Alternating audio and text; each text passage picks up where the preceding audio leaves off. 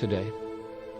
I think fearing God means that God is, in your mind and heart, so powerful and so holy and so awesome that you would not dare to run away from Him, but only run to Him.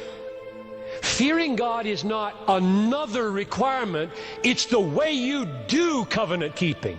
It's the way you receive Jesus. It's the way you come to Jesus.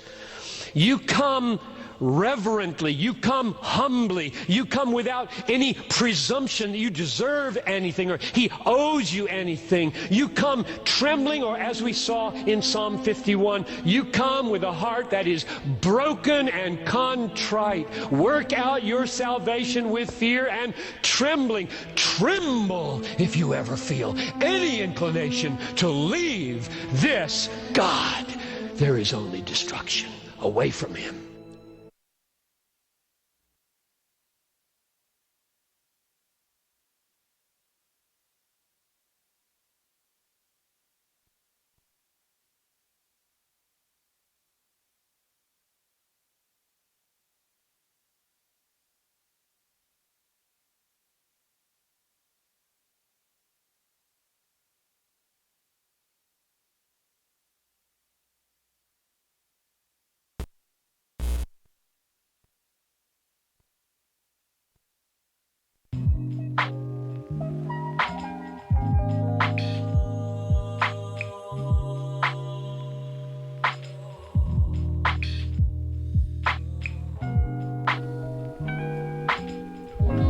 All right, what's up, everybody? Welcome back to the basement. It's good to be with you here again. Sorry about the volume situation. We're trying to get that resolved right now. Well, grace and peace, everybody. Welcome back to the basement, where theology meets the thoughts of life. And yeah, you're gonna have to turn down your volume. All right, so we're back again with another topic. Make sure you share and like the video. Let people know what's going on here on Facebook.com/Wrath and Grace. Lem was asking the link. That would be the link, Facebook.com/Wrath and Grace. And it is a public page, so you actually don't need a Facebook account to look at the video. So if you send the link to people, they can actually view. For those of you who don't have Facebook, you can send it out to them. We do have a Facebook group, Facebook.com/groups/the basement. And that's our group page. So you can get on there, be a member of the group page. What's up, Ruby? I see you. What's up, EC? What's up, Tony? Good to see you. Matthew Walker, what's going on? Brandon Cornell, Matthew Walker, and everybody else there. Welcome. Share and like the video. Let people know. Also, the group page. If you're not a part of the group page, you can get on there and be a member. Make sure you sign up.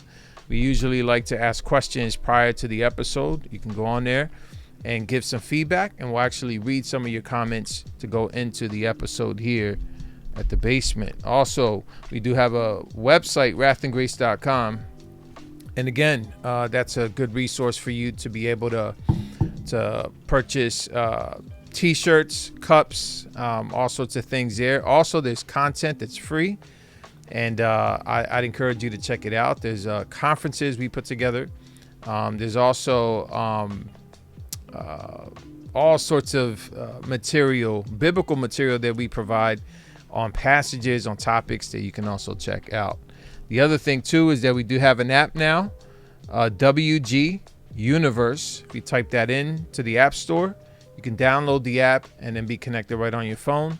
So let people know about that, too. That's just, I think, a better way to remain connected to the resources that we do have that I think will benefit you and even your family, man. You can do family devotions with some of the material we have. So check it out at WG Universe.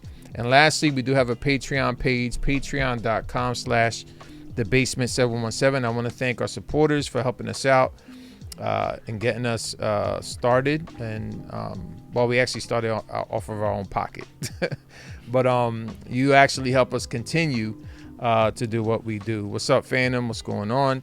And so patreon.com/thebasement717 is a good way for you to support us here at The Basement. And again, we want to thank you for joining us tonight.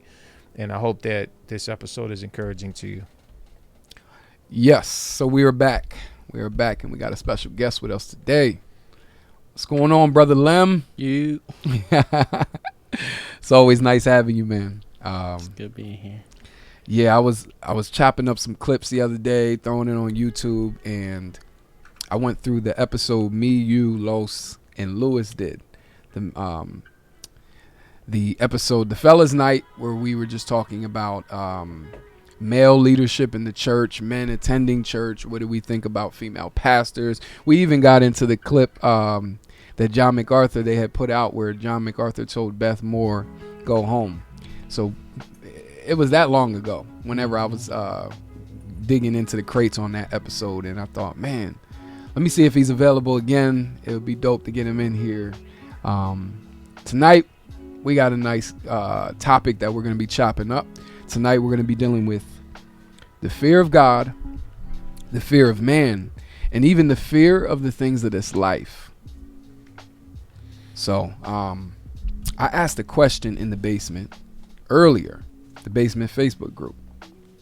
By the way, tonight's episode is called Episode 99. Whom shall I fear? This is episode 99. Let's just bask in that right there. Dang, I missed it by one. The 99th episode. Shout out to all of y'all that are watching right now. Go ahead and hit the like button, share button, heart it, whatever. Make sure you share it. You guys know how the algorithms work. You share this onto your timeline, and guess what? People that we don't know get to watch this video, and we get to chop it up with people all over the world. Yeah. I asked a question in the basement earlier. I said, why should we fear God if God is love? And I got some responses to that one, which we're going to get into. But I like to always start off with an icebreaker, which I throw in the comment section, and you guys can feel free to answer this one. Anyone that's watching right now, go ahead and put your answers in the comment section. But guys that are here right now, I'll put in the comment section for you to answer. My question for the audience and for y'all. Do you believe churches should mandate vaccinations in order to attend service, worship service? Why or why not? All right. Did you put it on the comment section? Yes. All right. Just waiting for it so I can put it up on the screen. Here we go. All right. Rome, wherever he is, he says no. We got a quick response already. Shout out to Rome. He's in the background right now. He came through. Yeah. Do you guys do you believe that churches should mandate vaccinations in order to attend worship service? Why or why not? You're our guest. Make sure you speak into the mic too. So this is a particularly interesting question for me, as the FDA just approved the Pfizer, I believe it is. Mm-hmm. Now the military is mandating all service members to get vaccinated, and I'm in the military. I'm a chaplain in the military, and the question is, can you guys hear me? Yeah, they can't see you though. Now you see me. There you go. I want to be quick to listen. I want to be slow to speak. And I want to be slow to get angry, emotional about these things. I think we'd be wise in any context, whether it be you're a chaplain in the military and you have these decisions to make, or a pastor at a church or wherever. COVID has been politicized on both sides of the aisle.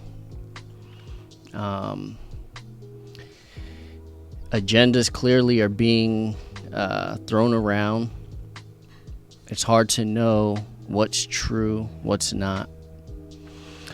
Let me just share some random thoughts, and then I'll give my yes or no. So, why not get the shot?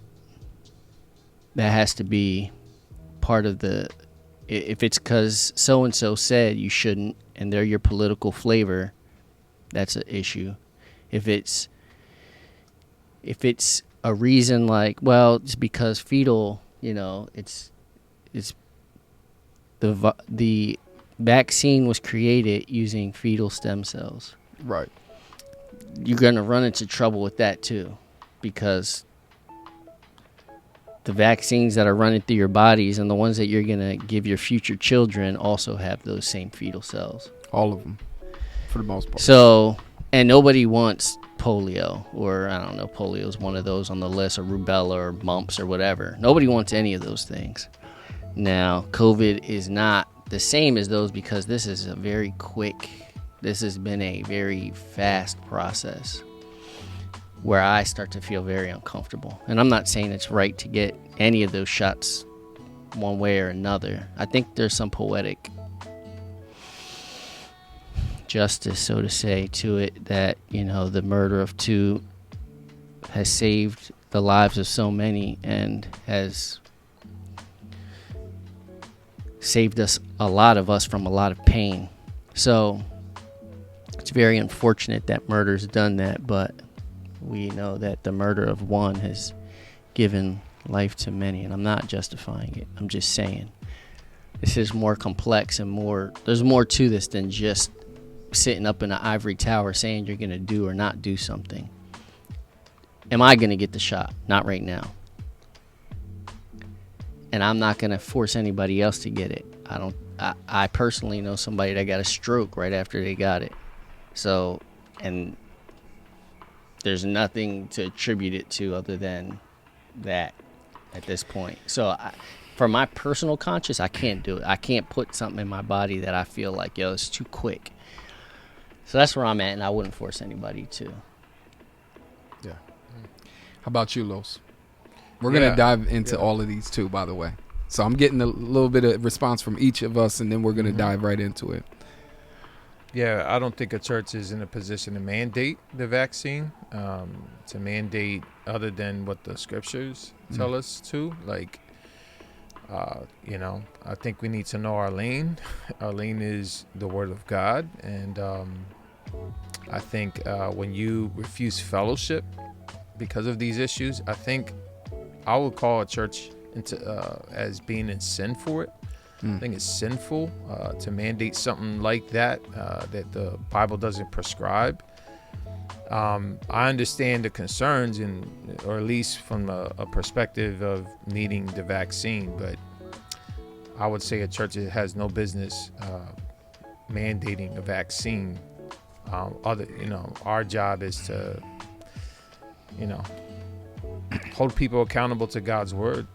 I mean, there's a time when you ask someone to leave a church when they're unrepentant and they shouldn't come back. And so that's kind of like one of those prescriptions in scripture where you tell someone, hey, you can't fellowship with us. You're in sin. You're in open rebellion against God. You have not repented. It's Matthew 18. So there are times where a church can put their foot down on issues, but this is not one of them. And I think when the church adopts this, I think they're just really out of their authority, and the church needs to repent for it. I think the leadership, if anyone does it. And I know how complicated the issue is as a pastor, and we've walked through it as a church. So it's not that we're insensitive to the issue or to people that are afraid of the virus or whatever. We'll talk about that. But we do have God's word, and that's what we have to bind ourselves to. And it doesn't give us the authority to mandate something like a vaccine. Yeah. I think outside of what people think about the vaccination, if we're just dealing with this question, do you believe churches should mandate vaccination? There's no way you could justify that in the Bible, with the Bible saying, yeah, we have to have vaccinations in order to go to church. Because, again, they're overstepping boundaries at that point. So if we're just dealing with should churches mandate it, or, you can't go to church unless you're vaccinated, I think that's wrong. Again, that's besides the point on where you stand with vaccinations.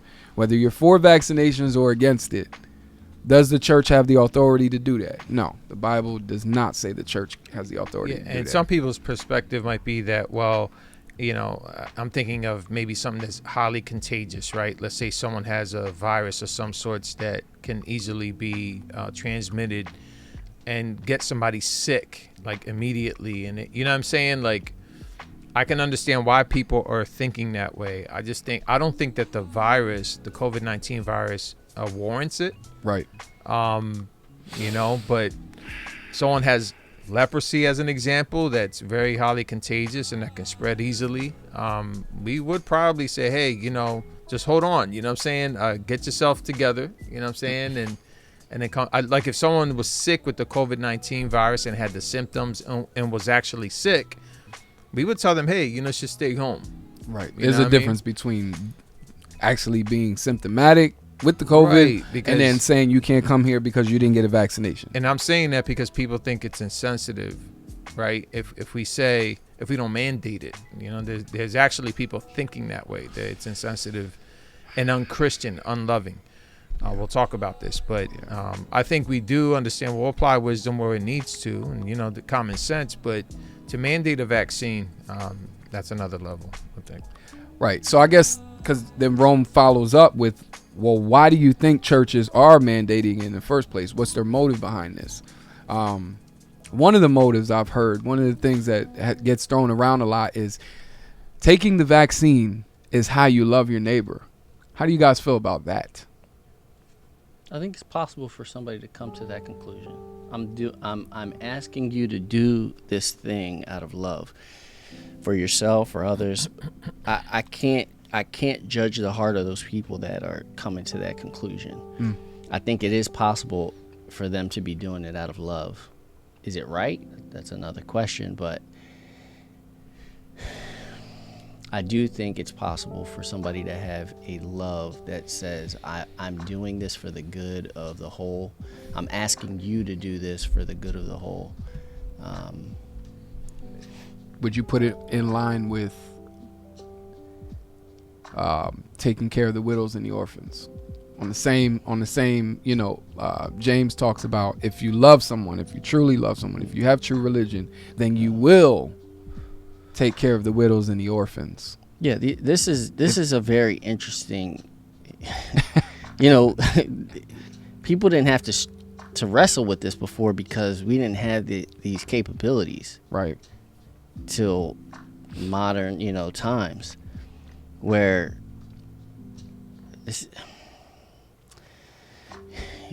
I just think we have to be real careful, especially in these dogmatic circles that exist, because we force things through our framework and not consider things that could be happening in other people's minds and in their hearts. And I'm not saying I have the right or wrong answer. I just do think it's possible for somebody to get the COVID shot and ask other people to do it out of love. I do think it's possible. And I think it's also possible to do it out of control or money or whatever. But we're talking about the brothers and sisters right now. You know what I mean? Yeah. In other churches somewhere that we don't know their context. We don't know what COVID has done in their particular area to a people that might be, for whatever reason, more sensitive to, this virus. You see what I'm saying? I guess I'm just saying I want to be empathetic, and I want to believe and hope all things on behalf of my brothers and sisters out there that are asking their brothers and sisters around them to get this shot. Yeah. Lynette says, if mandated for me to spread the gospel, missionaries to do missions, I would do it. I might die, but I would be willing to do that for the gospel. Right? Yeah, I could see that. I could definitely see that. Would you with that line of reasoning, would you also conclude that right there, that getting the vaccine is how you love your neighbor? It could be. Yeah, very possible. Yeah. I just think it's been so politicized that it's almost like if you don't get the vaccine now, I even heard somewhere in the news somewhere where a mother's child was taken from them because they wouldn't get the child vaccinated. So what is that, child abuse then? Neglect? That's what I'm saying. I'm saying, is that what they were labeling it as? Well, we're taking the child away because they're being neglected. That's what I'm saying. The swing on the other side is you're being unloving, irresponsible, right? If I don't take the vaccine, I'm being unloving, and that's not the case. Like, I love you, I care about you, but I'm not going to get it.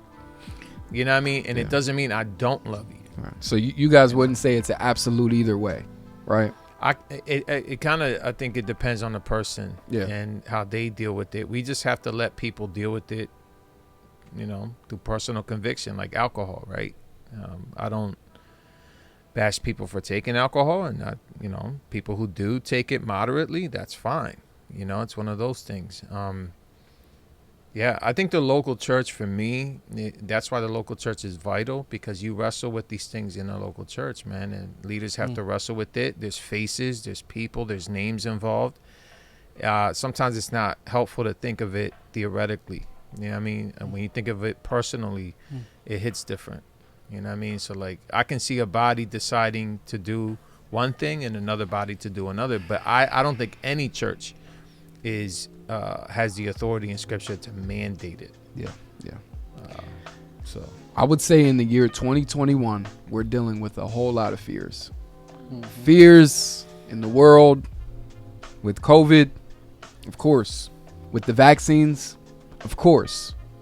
We're dealing with fear in the churches, fear of opening up churches, fear of having people at your church that aren't vaccinated, fear of telling people to wear masks at church, or not mandating the mask. Either way, I know a pastor in the city who almost quit ministry because half of his congregation was split. Yes. Half of them said, if you don't require masks, it was when COVID hit. Half of them said that if you open up, we're leaving. The other half said, if you don't open up, we're leaving. Right. You know what I mean? And so, yeah, that's a tough decision to make. Yeah. There's jobs on the line. Christina says that she works at the hospital here in Lancaster. They mandated it for the hospital. And anyone who didn't take it, obviously, there was a bunch of them that got let go. Yeah. Doctors and nurses. It's tough for me to speak on this because I'm a chaplain at the nursing home that I work at. Yeah. It's tough for me to speak on this. Because even no matter where I stand on the vaccination personally, the bigger question is, do I think it should be mandated in order for us to live life? That's the bigger question. And now there was a study that was released that says people who didn't get the vaccine and actually just retain antibodies, they when there's transmission, they actually don't get what the vaccinated get as far as like the symptoms. Like when you have the antibodies, you actually, your body fights off the virus, but they're saying that some of the vaccinated actually are more susceptible to the symptoms now. Yeah. You're seeing all sorts of right. There's a lot of things being said out there. You know what I mean? So like, that's the other thing too. Why mandate a vaccine when there's conflicting reports? The FDA just approved it. It's like we still, and for this virus to be made as quick as it has, people have the right to wait. Vaccination made as fast. Yeah, virus. Some people say the virus made pretty quickly too, but yeah, that's another conversation. Right. So yeah, I think it warrants people to be cautious, man. Yeah. I heard there's a high percentage of black people in America that haven't taken it, like up in the 70-something%. Yeah. And they're going to mandate a passport. What's that going to mean for people of color being able to do what we want to do? Traveling, Travel, right? Yeah, traveling, jobs, recreation. Not that I care about this too much, but you can't get into a nightclub, certain nightclubs, if you're not vaccinated. I'm actually okay with that one, but Right. But there's leisure activities, pretty soon, I'm sure, in order to get into the movie theaters. Pretty soon, I know there's certain restaurants you can't go inside. Oh, Polo right now at the outlets, you can't go in without a mask. Right here in Lancaster, PA. Abner said he went in and they told him he had to put it on. He said, "Nope, we don't need Polo." he just left. It's wild. But you know what? Our communities have always made a way. There will be Polo in the street. One way or Open that trunk. You know what I'm saying? You got a plethora of I'm not saying items. it's right. I'm just saying. Oh, we gonna get us some Polo. It might be Olo, but you know what I mean? It'll look the Instead same. of like him knocking it on the right, he's knocking it on the left. You remember them joints when the Michael Jordan song? Was it with you? Yeah. Bro. Yeah, where Well, I Michael, had- Michael The ball Jordan. was like big. It was like all jacked up, like these fake Nike Jordans, man. The ball was huge. It looked like a beach ball.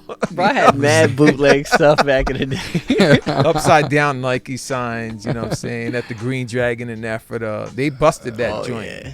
I heard they I busted just that saw joint. somebody got caught making fake Jordans. Really? Yeah, they got caught. Yeah. So then Anyway. there's always that, you get the vaccine and then you end up still catching COVID and spreading it. And it's just like, there's people that are saying, I don't want to take it because they're not, they can't be held liable if anything, happens to you afterwards, after taking the vaccine. So there's all types of fears. There's all types of concerns and worries that we'll be dealing with going forward ever since the pandemic hit. So this episode, we want to get into a different type of fear, but I think it all connects, which is dealing with the fear of man versus the fear of God. Today's episode is called Whom Shall I Fear? And I would even interject, what should I fear? Because life will tell you this is what you should fear. This is what you should fear. But let's talk about what the Bible tells us to fear. So I would say let's get into the fear of man. Why is the fear of man wrong? We talk about it a lot, but what's so wrong about it?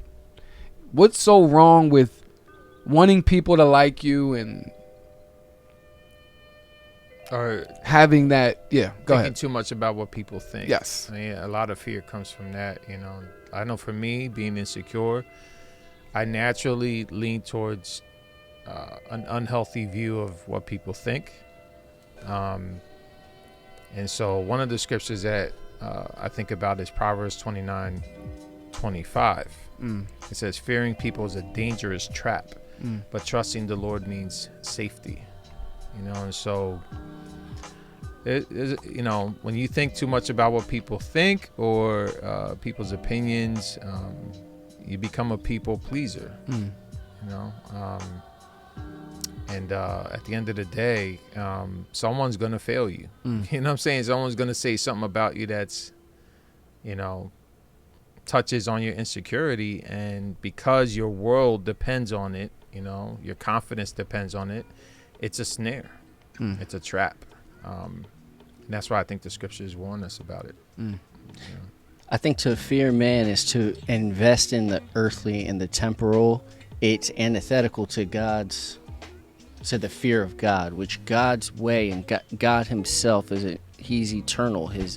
His kingdom is, though it will be very physical, it's also a spiritual one. It's one it's not seen. So I think to fear man often means to put your stock in that which is failing and fleeting. It's not something that has eternal worth. If you fear somebody, if you fear man, you're going to do that which is going to be against God or his way. So why do we fear people? Like, what is the fear of man exactly? And you see when it butts up against God's, what God says, it just is very clear. So a very easy one, low-hanging fruit, is like, oh, I fear people, I'm not going to evangelize. The whole idea of that is like you have such a high view of this person or of what they can do to you or whatever, that you fail to acknowledge the eternal worth in doing that which you should in evangelizing. I mean, you could do it on the opposite end too. Fear of man could be like Herod. I fear, well, it's kind of a fear of God too, but he fears something that can take away his kingdom, his earthly kingdom, and it's like, I'm just gonna kill a bunch of babies because I'm operating in a fear that is fleshly, earthly. Yeah. So it's not just a cowering, it's also doing things that are, the cowering and the destroying are from the same type of fear. That makes sense? Yeah. It really comes from the same root. I think we see a lot of that fear of man, and then the fear of losing a platform, fear of losing influence in politics, where you have someone that will switch views on everything just so they'll keep their supporters. Yeah. You see some of these guys that are, and even females that are voted on today, if you look at their views from 10, 15 years ago, totally different. How does that happen? Well, the same way that we see in politics, we see it in the church as well. We see pastors switching sides. Where did you stand on that issue 20 years ago? They don't stand on that anymore. Why? It's because you're scared of losing the support. You're scared of losing your membership. Money! They said follow the money trail. So glad Jesus said it. Like, yo, don't invest in that which can rust and, moss can destroy. Yeah. Don't do it. And that's the kind of stuff that fear of man will grant you. It will grant you nicer things, longer life, acceptance, whatever. But all this is fading. I think sometimes, like, for me, I've always talked about, like, the dysfunction in fearing people who were controlling, right? And that's a true thing that happens in people's churches or their church experiences. But I think there is something to say about a fear of a righteous person. You know what I mean? Almost like this respect. Like you really don't want to. I was thinking of Herod, where it says he feared John, knowing that he was a righteous and holy man. Like that's good. Right. You know what I mean? So I think there's a fear of man, I think, that could be healthy, in that there's a respect. There's being careful, especially with older men. Not that you're walking on eggshells or in fear, but like I think there is something to say where you should be preoccupied in respecting and honoring. Being more careful with the older men and older women of our lives, people that are godly, people that love the Lord. You should be careful about those. So that's that other side sometimes that I don't think we've talked enough about, I think. Yeah, there's an element to fearing where you revere someone, or you revere them, something, maybe someone or something. So there is that part of it. So I guess there could be a good fear of man in that regard. Because what is fear? In and of itself, fear is not necessarily, like, I know Ray Comfort says it, like, if I dangle you out of the airplane with no parachute, that feeling of fear, it's not a bad thing. Yeah. It's alert. It's telling you, like, I shouldn't be over this precipice. Like I'm in danger right now. Yeah. Like I need to come back in. And that fear is what drives you to pull back and go to safety. Yeah.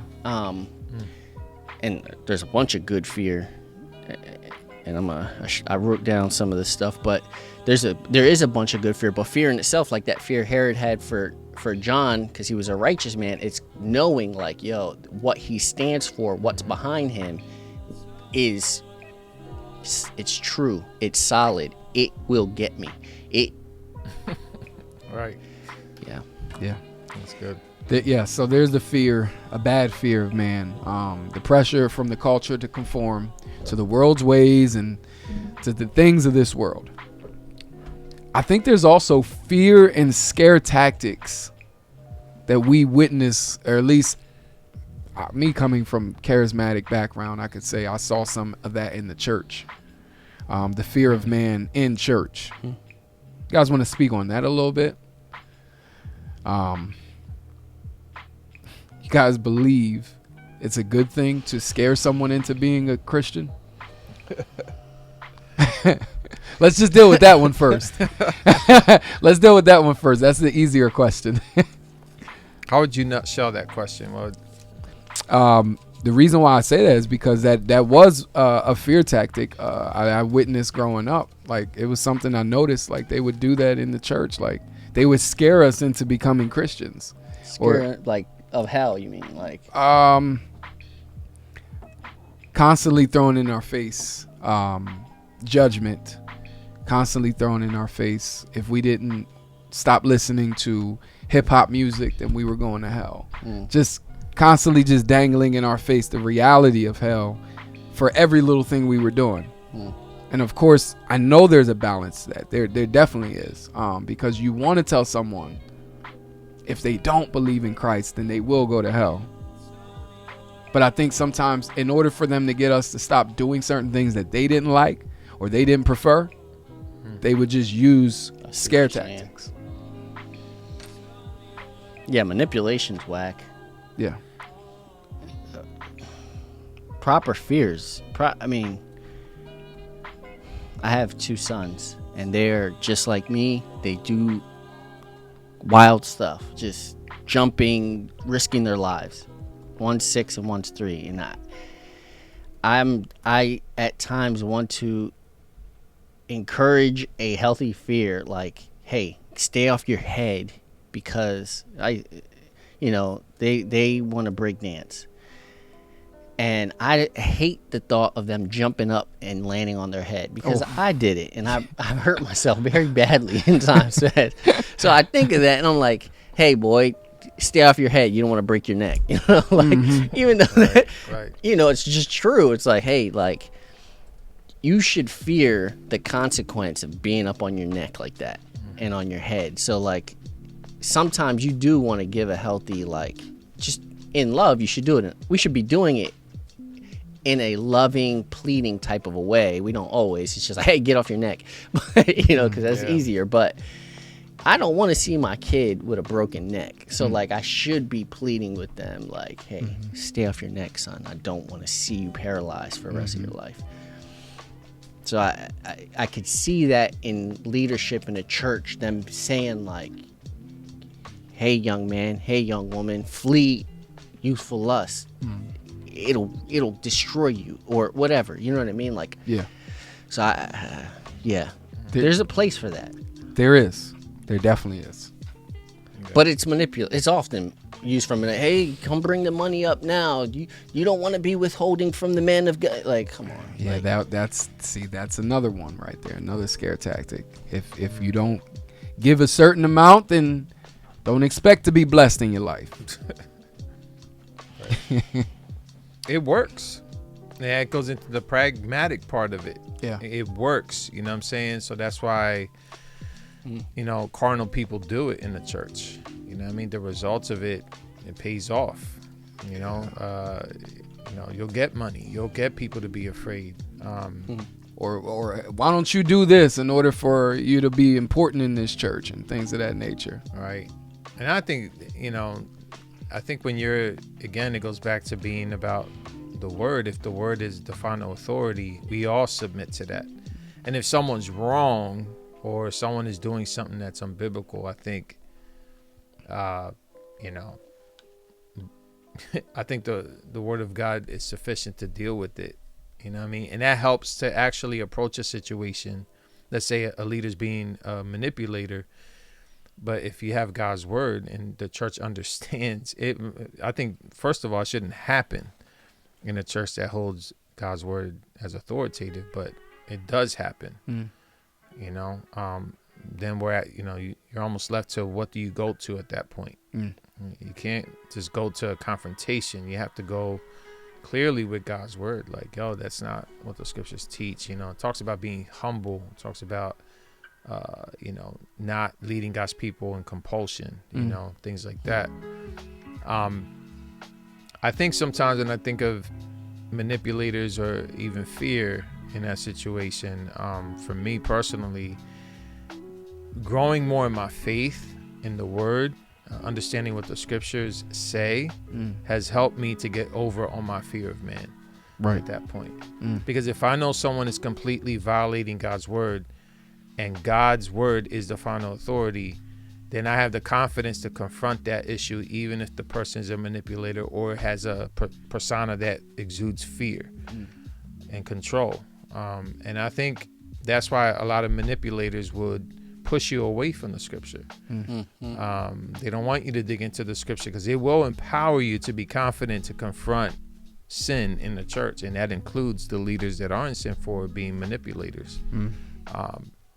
So yeah, I think that's, if my church experience has been that people have almost weaponized their personalities to create fear, and also tell people don't get into doctrine, don't get into theology, just trust us. And that's when you get into trouble. Yeah. So as we're dealing with all of this right here, we know that the Bible does talk about fear. Bible talks about good fear and bad fear. Let's get into that a little bit. What are some scriptures that come to mind when we start talking about fear? Two I have written here that have always been really powerful for me in my life. Really famous one in Proverbs 1:7, the fear of the Lord is the beginning of knowledge.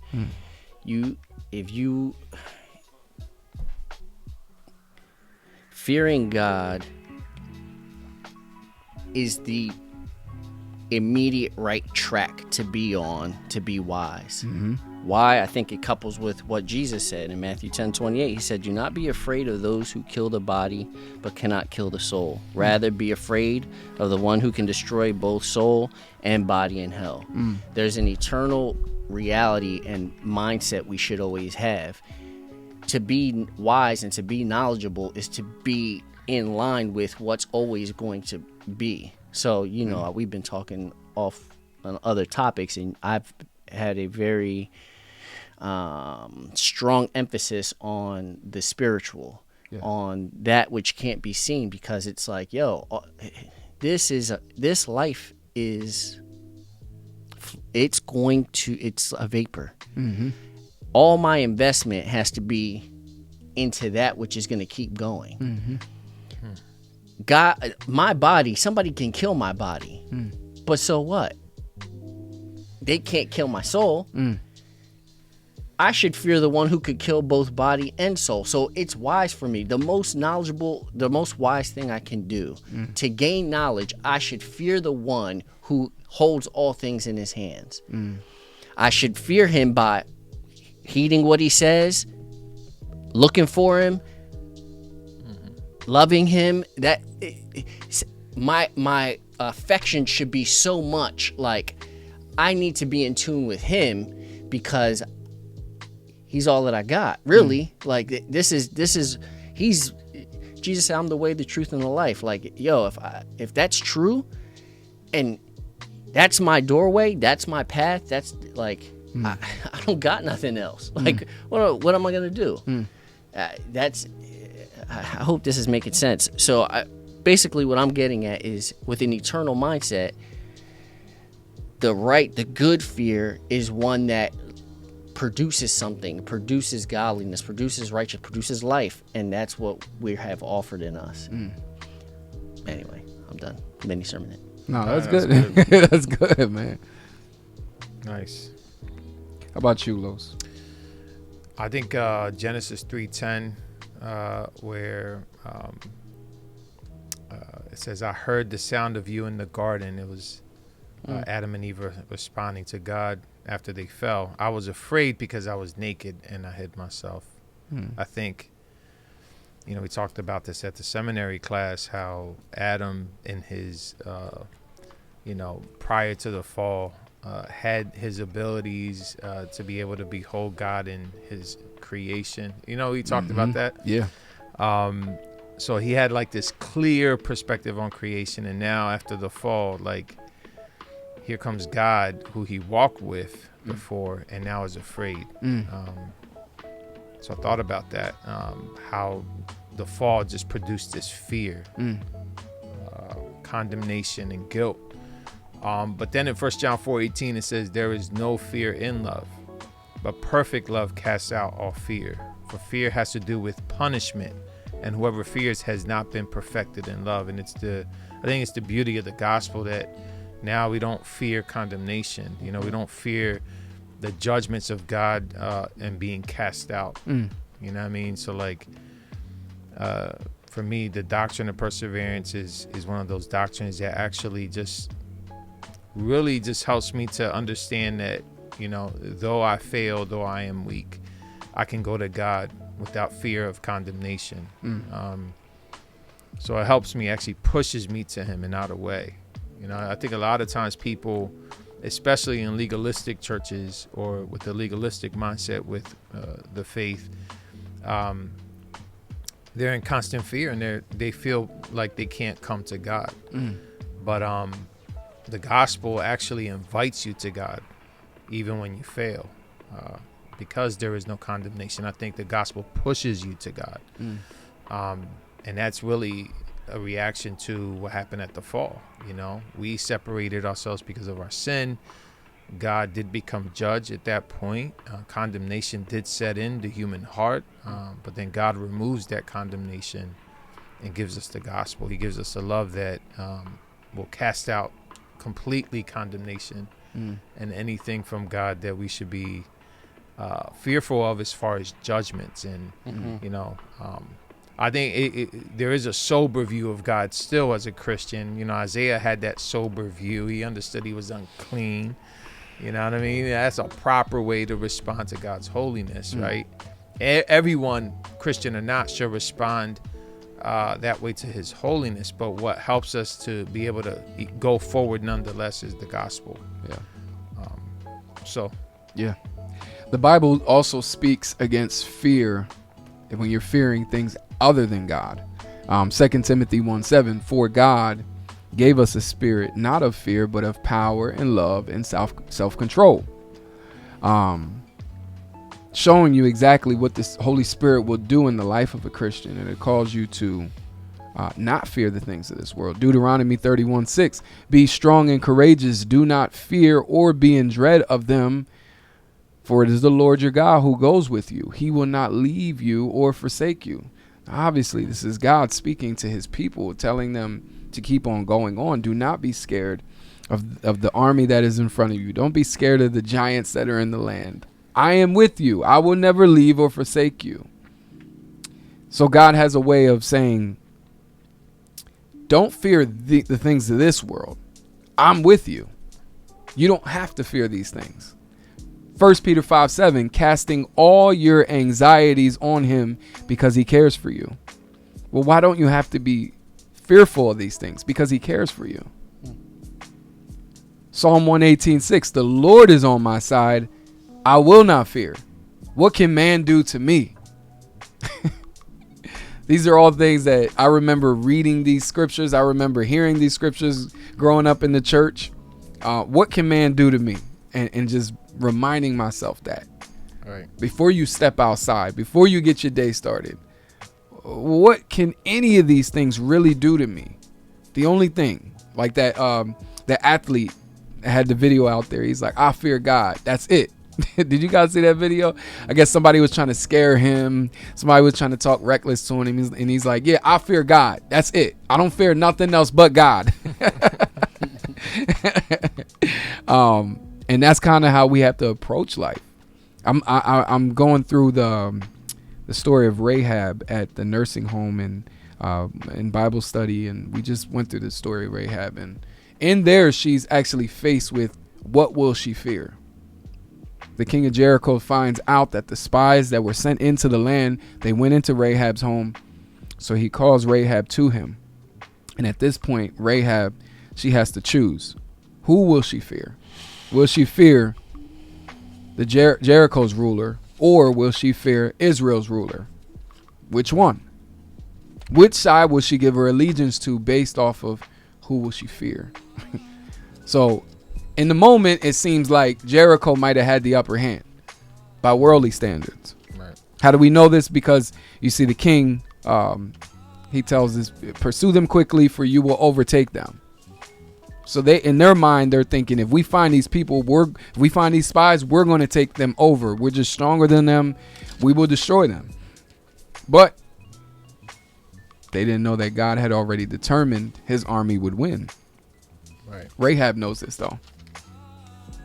It says that she came to the men when she hid them on her roof, and she says, I know that the Lord has given you the land, and that the fear of you has fallen on us, and that all the inhabitants of the land melt away before you. So there's a fear of man in this case, but also a fear of God, because they know that these men have God behind them and in front of them and alongside of them.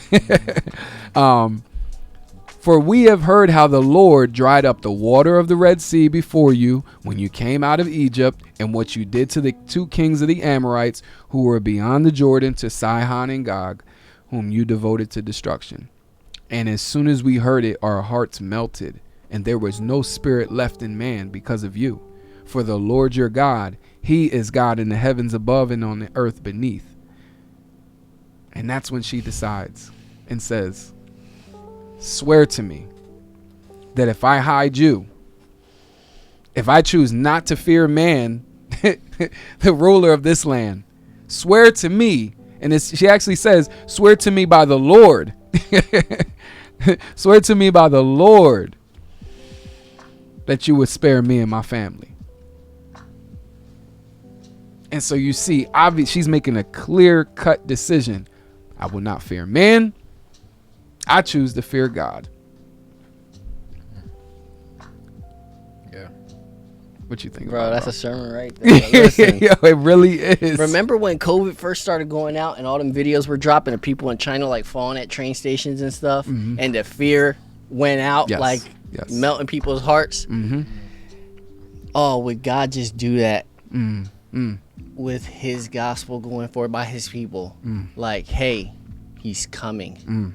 He's coming. But right now, he's offering life. He's offering life to you. But no, he's coming. Yeah. And it's not going to be sweet. No.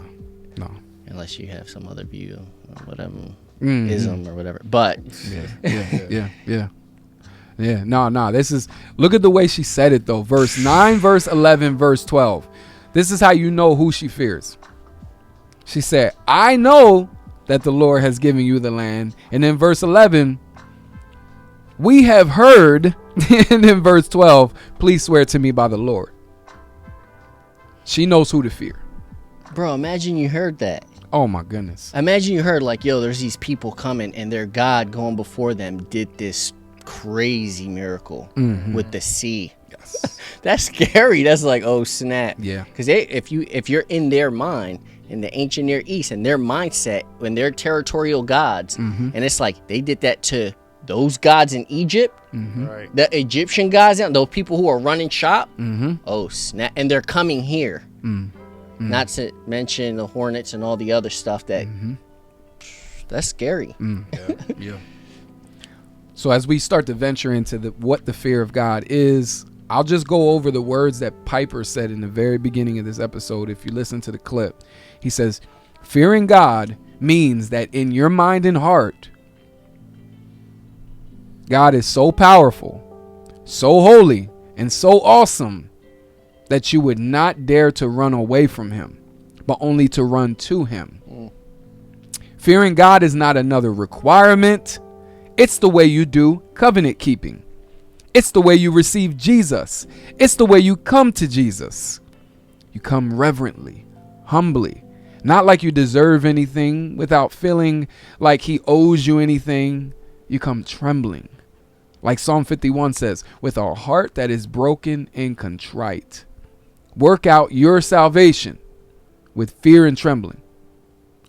And he goes and finishes by saying, tremble if you have any inclination to leave this God. There is only destruction away from him. Yeah. That's what we're talking about when we're talking about the fear of God. When you look at Philippians 2:12 and 13, work out your own salvation with fear and trembling, for it is God who works in you. The New Testament treats the fear of God as a motive for not turning away from him.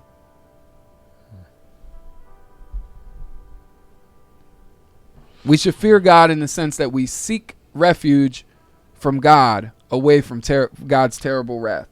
So because you don't want to face God's wrath, you go to God. That's what the fear of God is. And having no fear of God is descriptive of the unbeliever too.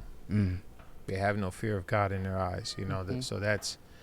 So I was thinking, if the fear of the Lord is the beginning of wisdom, then what is no fear of God? It's like it's almost like a good description of foolishness. You know what I mean? So if the fear of the Lord is wisdom, then foolishness comes when there's no fear. And that's definitely descriptive of the unbeliever. They're foolish. Their hearts are darkened.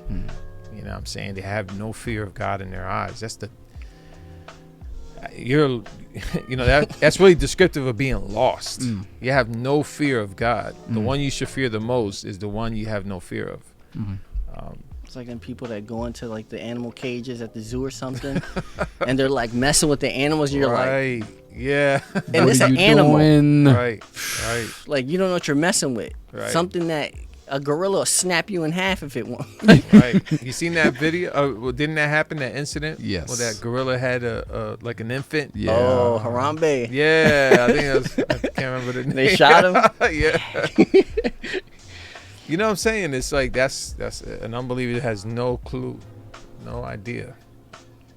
Man, Matthew Walker says, how do you balance faith in him and fear of him? Faith in him and fear in him? Yeah, how do you balance that? Having faith yet fearing God.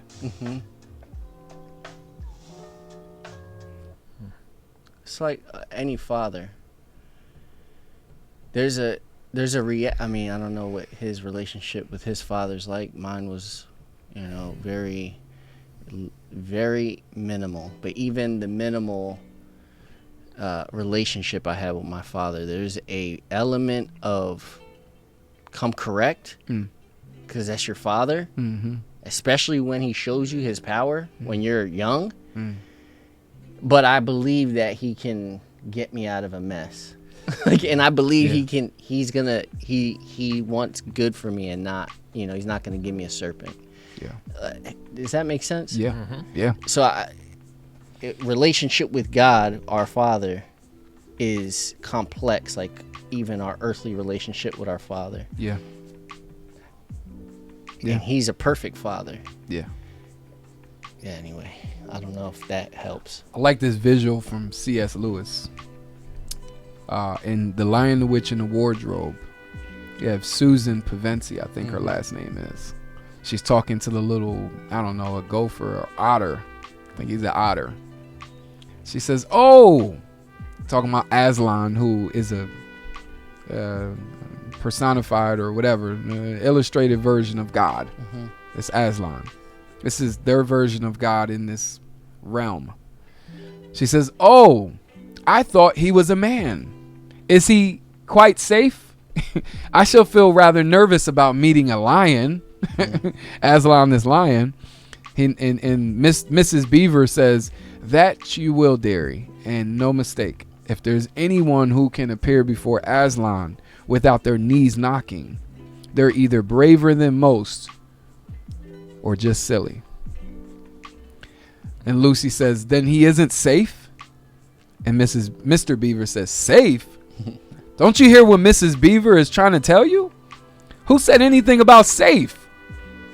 Of course he isn't safe, but he's good. He's the king, I tell you. I love that visual right there, man. I loved it. I remember reading that as a kid and then watching it as an adult when they made the movies. And I thought that was so dope right there. That was dope. A way that you understand that God, there's beauty to be held, right? There's beauty to behold about God, but that at the same time, you have to have a fear. You have to revere him. He's nothing to play with. Nobody ever said this is a safe God that we serve. He is not safe. He is not safe. He's dangerous. Can I encourage the faint-hearted, those who are prone to fear? Yeah. In 2 Corinthians 7, it says this, starting at verse 5. For even when we came into Macedonia, our bodies had no rest, but we were afflicted at every turn, fighting without and fear within. But God, who comforts the downcast, comforted us. And it says that he comforted them by the coming of Titus. And not only by his coming, but also by the comfort with which he was comforted by you, as he told us of your longing, your mourning, your zeal for me, so that I rejoice still more. I want to encourage the faint-hearted that God comforts. And how is he comforting here? By his people. We shouldn't push down the people who fear. We say, come, let's link arms together. We can do this together. You don't have to be afraid of this. Right. I'm gonna be right here with you, bro. You got cancer, I'm riding with you. Let's figure this out. You're afraid to go evangelize? Too easy. Let's just go. I'll go talk. I'll be silly and I'll start this off even. Whatever it is, because we got each other, and God will use us and comfort us by each other. So I think we'd be wise to see. He said we were fearing within. This is Paul the apostle. He said, but God comforts us. Does, and he disciplines us. That's a form of him loving us too. Amen. I think that's because people, my heart goes out to people who have such a fear of God, a phobia almost. The picture that I always bring up is how when a father lifts up his hand to his child or whatever, reaches out to him, and his child kind of like thinks he's going to hit him. That's not healthy. That's not God. You know what I'm saying? God is reaching out to console, to comfort, and to discipline if he has to. But the discipline is for your good. Yeah. You know what I mean? So like, don't look at discipline as condemnation or that God is out to get you. He's out to comfort you. He's out to, at times he has to discipline you, but it is because he loves. A good father disciplines. So my heart goes out to those people that come out from especially Pentecostal circles or those legalistic churches, man, because they do have that kind of like reaction to God, like he's gonna hit them at, That sucks. Yeah, That's horrible. it's not God. That's not the Lord. Like he wants you to draw close.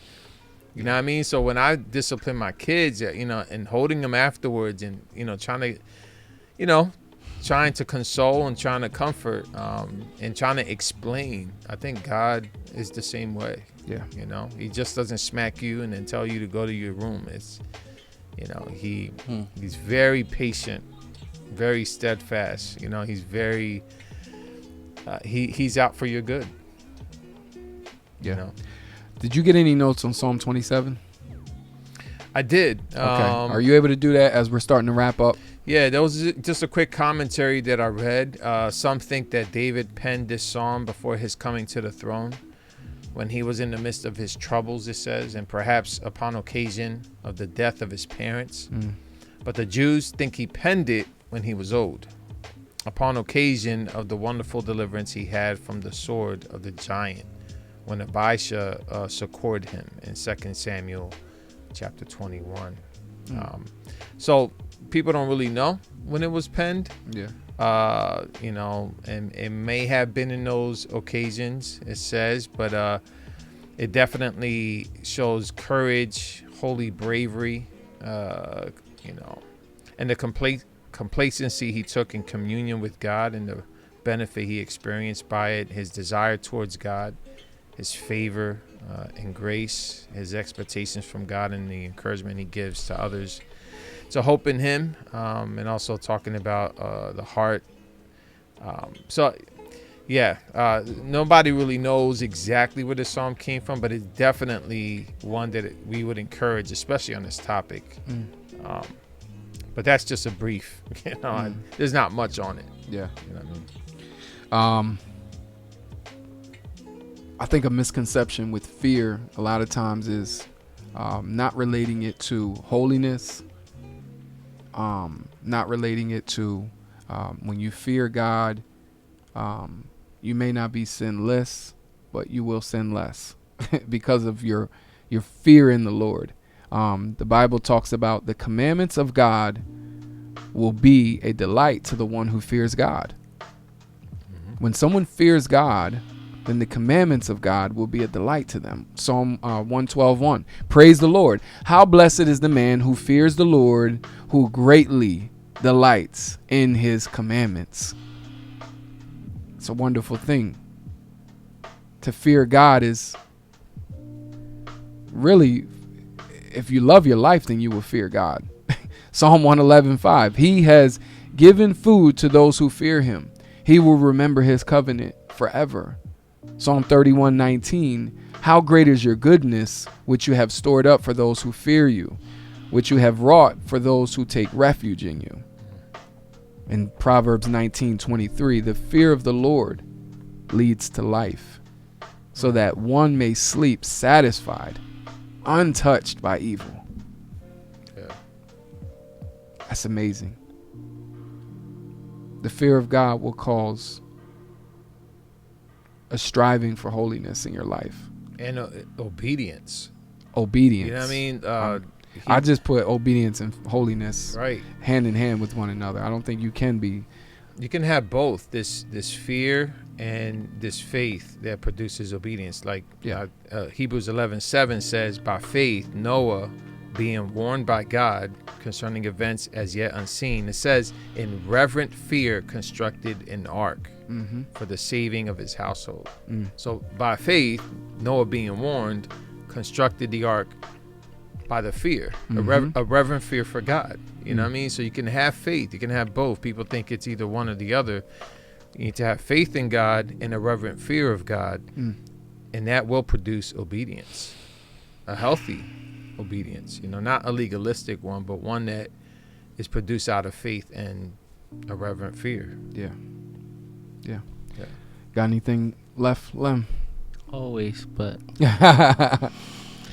for fear of just talking long-winded, I just encourage us all. Let's fear the Lord. Yeah. We'd be wise to do it. Yeah. I'll leave y'all with Psalm 27, which is where we get this episode title. The Lord is my light and my salvation. Whom shall I fear? The Lord is the stronghold of my life. Of whom shall I be afraid? This has been another episode of The Basement, episode 99. Whom shall I fear? Thank you for coming through, Lem. Thanks for having me again. If you are not already, go ahead and become a member of our Facebook group.